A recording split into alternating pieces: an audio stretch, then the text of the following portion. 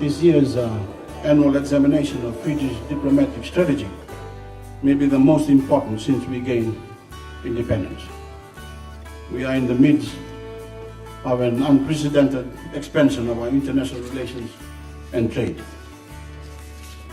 For the heads of missions, our discussions over the next few days will provide us, of course, the opportunity to take stock of all that has been accomplished during the past year.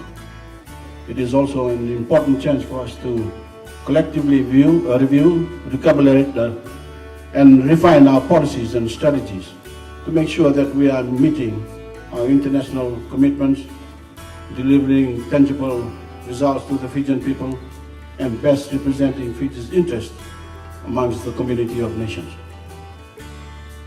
This is a time for us to ask tough questions and produce honest answers and practical solutions. If there are areas where we can be doing a better job, we need to identify them and fix the problem. Your stay in Fiji also affords you the opportunity to establish direct links with ministries and agencies here that will assist you as you work to sell brand Fiji to the world.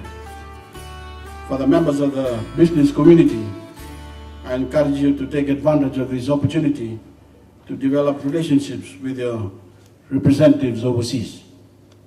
My government is committed to creating trade opportunities for your products, as well as opportunities for sourcing better materials, attracting investments, and boosting tourism. Our heads of mission play an important role in these endeavors.